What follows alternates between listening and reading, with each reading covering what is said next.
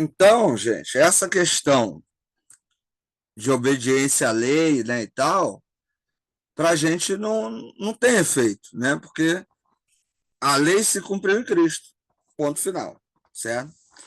Sobre a questão da sabedoria e da ética, né? Os livros de sabedoria do Antigo Testamento, como Provérbios e Eclesiastes, oferecem conselhos práticos para a vida diária e a piedade pessoal. No Novo Testamento, a ênfase está na ética do reino de Deus, como visto no Sermão da Montanha, onde Jesus aprofunda e radicaliza as exigências éticas. A gente, né, em alguma outra matéria, você já deve ter me ouvido falar sobre o gênero literário da sabedoria, que está presente no Antigo e no Novo Testamento. No Antigo Testamento, a gente tem Provérbios e Eclesiastes. No Novo Testamento, por exemplo, tem a carta de Tiago, que é uma carta com conselhos práticos. Então, o gênero literário da sabedoria tem muito a ver com isso. São orientações, né, de como lidar com situações no dia a dia, durante a vida. Já em relação à ética no Novo Testamento, a gente tem algumas mudanças. Por quê? Porque Jesus vai para além da simples questão prática. Não só Jesus, mas Paulo também. Que a questão ética vai ter aí com a mudança de pensamento, não apenas com um comportamento adequado. Vou dar um exemplo: o fruto do Espírito. Lá em Gálatas 5, a partir do verso 20, você tem a benignidade e a bondade. São elementos do fruto diferentes. Por quê? Benignidade é ser uma pessoa boa.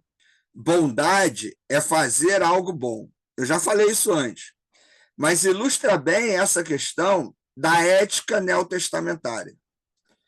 Não basta eu apenas fazer coisas boas. Eu tenho que ser uma pessoa boa. Porque tem muita gente que faz coisas boas, mas não é uma pessoa boa. E dois exemplos que eu gosto de usar é o político, que em época de campanha vai na comunidade, abraça as pessoas, né? Aí dá aquele ônibus para a igreja fazer o passeio, ajuda no aluguel do sítio, cede um campo aí para os garotos da igreja poderem jogar futebol, né? Pega dinheiro para asfaltar a rua da igreja, asfaltar não, né? Concretar a rua da igreja. Só que esse é o papel do político? Não. Ele está fazendo essas coisas boas porque ele é bom? Não. Ele está fazendo isso porque está com interesse no voto das pessoas. Tanto que depois que ele é eleito, ele mete o pé. E segundo, ele está usando verba pública, às vezes, para fazer isso. Ou seja, ele está desviando uma verba que não era para esses elementos, para esses usos particulares, para fazer algo bom, né? Então, ele está desviando verba pública para fazer algo, entre aspas, que é bom para A, B, C ou D. Então, ele está fazendo algo aparentemente bom, mas ele não é uma pessoa boa. Ou o traficante que rouba um caminhão, mata o motorista e distribui a carga na comunidade. Aí o pessoal da comunidade, o traficante é bom. Não, não é bom, ele matou uma pessoa. Ele roubou material. Então ele fez uma coisa boa, a pessoa da comunidade está com fome, a pessoa não tinha o que comer, e naquele dia foi aquela carga roubada que ele pôde comer. Matou a fome da pessoa, isso é coisa boa. Mas ele não é uma pessoa boa, certo? Nem quem recebe, nem quem faz isso. Então, a ética do Novo Testamento ela tem a ver com a mudança de pensamento, metanoia, né? Conversão, mudança de pensamento, e não apenas com atos, não apenas com atitudes. Tanto que o próprio livro de Isaías vai dizer, né, diz lá Deus falando, né? Eu não quero sacrifícios, eu quero corações quebrantados. Várias passagens do Antigo Testamento até relembram isso, né? Não adianta você ter uma atitude religiosa se você não tem um coração quebrantado. Tem muita gente que está na igreja e faz as coisas na igreja por vaidade, por orgulho, né? Porque quer aparecer, porque quer mandar, né? Porque tem problema emocional, psiquiátrico, e não por causa da graça, e não por causa da caridade, né? Então, a ética neotestamentária tem muito a ver com isso, com essa maneira de mudar a forma de pensar. Isso é uma diferença em relação à prática do Antigo Testamento. Tanto que tem muita gente que acha que porque dá o dízimo pode fazer o que quer. Ah, não, eu dei o dízimo esse mês, então tá tranquilo. O resto tá resolvido. Eu lembro que eu encontrei com um jovem, eu fui pastor de jovem numa igreja, aí esse jovem se afastou, né? Aí um dia eu encontrei com ele na rua, ele estava fumando. Aí estava com o cigarro entre os dedos, ele me viu, botou o cigarro para trás, né? Eu parei para falar com ele. Aí eu virei para ele e falei assim: não, já escolheu o cigarro de mim, não, cara de pau. Deus está vendo. Aí ele: não, não, eu não estou indo à igreja direito, estou fumando, mas todo mês eu vou lá e dou o meu dízimo. Aí eu falei: e daí? Ele: não, não, eu estou aí com Deus. Não, não está não. Porque dízimo é nada diante de Deus. Seria muito melhor você não dar o dízimo e estar na igreja. Aí ele ficou sem graça, né, e tal, porque na cabeça dele a prática religiosa compensava os pecados. E muita gente faz isso. O Novo Testamento vai bater nisso direto, né? Então é até um negócio legal para se pensar, né? Um tema bom para trabalhar nas igrejas, isso, né? As motivações que nos levam a trabalhar na igreja, a atuar na igreja e até mesmo a estar na igreja, né? Vamos lá, tipologia e profecia. Tipologia. Os intérpretes cristãos frequentemente utilizam a tipologia para entender o Antigo Testamento, vendo pessoas, eventos e instituições como tipos ou prefigurações de realidades cumpridas em Cristo. Por exemplo, Adão é visto como um tipo de Cristo, o novo Adão. E o sacrifício de Isaac é visto como a prefiguração do sacrifício de Jesus. Todo mundo já viu esse tipo de interpretação. É uma ferramenta hermenêutica muito utilizada, que obviamente eu não concordo, porque isso destoa totalmente, mas a maioria dos pastores, a maioria dos pregadores, a maioria das pessoas vai ler o Antigo Testamento dessa maneira. Como a gente está vendo, o Antigo e o Novo eles têm muita diferença. Quando você faz isso, você está invalidando o texto do Antigo e desviando o sentido do texto do Novo. Então, tome muito cuidado com esse tipo de tratamento do texto. Porque dessa forma, né, a tipologia, qualquer coisa pode significar qualquer coisa.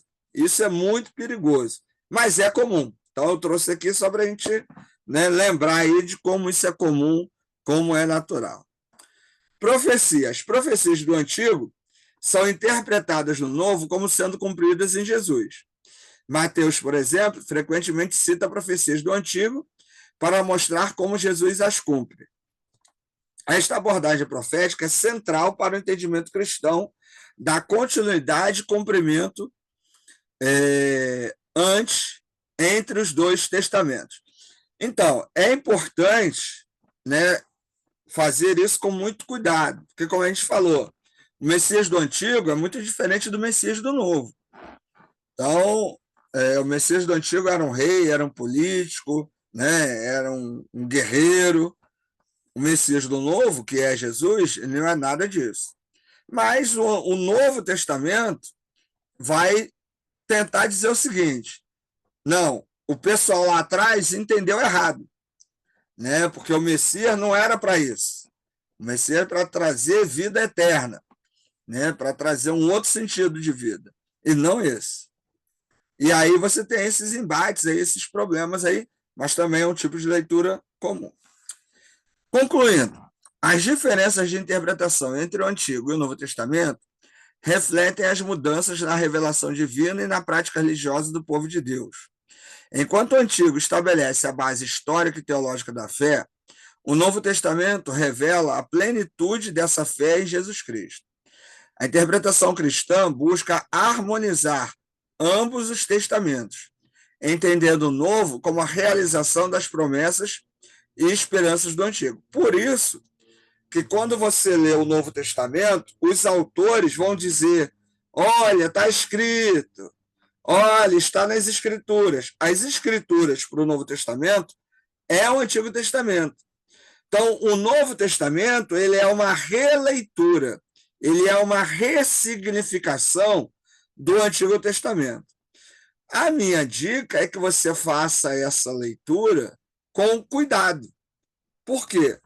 Para você não dizer algo que o texto realmente não quer dizer e acabar ensinando ou repetindo coisas que estão fora, né, do escopo dos textos. Então, ainda que o Novo Testamento tente ressignificar o Antigo, é preciso fazer isso com cuidado, essas interpretações. Uma vez que você entendeu o texto do Antigo, fica mais fácil entender porque o Novo Testamento está tratando, né, o texto do Antigo daquela forma. Por que o Evangelho de Mateus trata do tema do Messias? Que ele foi escrito para judeus, né, pessoas que eram ligadas ao judaísmo, mas que estavam acreditando em Jesus. Então, nada mais lógico do que usar o Antigo para poder ensinar sobre Jesus. Mas é preciso respeitar tanto o texto do Antigo como do Novo para não cair em exageros, certo? Isso é muito importante. Bem, alguém tem alguma pergunta, alguma dúvida? Não. Tranquilo? Logo no final desse texto, tem 3 perguntas, que aí vocês vão ler, vão responder com base aí no texto, né, que a gente falou aqui, e aí manda para mim, tá certo? Então, em termos de conteúdo aí hoje, seria isso. Aí dá uma relida no texto, responde as perguntas e me envia. Tranquilo? Dúvidas, perguntas, reclamações? Tranquilo. Então é isso. Agora já chegou mais um aí. Não, então, pessoal, tem gente que chegou, saiu, saiu. Tá ótimo. Mas beleza, então, gente. Valeu aí. Bom feriado, bom Boa descanso. noite. Bom fim de Leiam semana para bastante. todos. Tá, Bom igualmente. feriado. Tchau. Tchau. Tchau.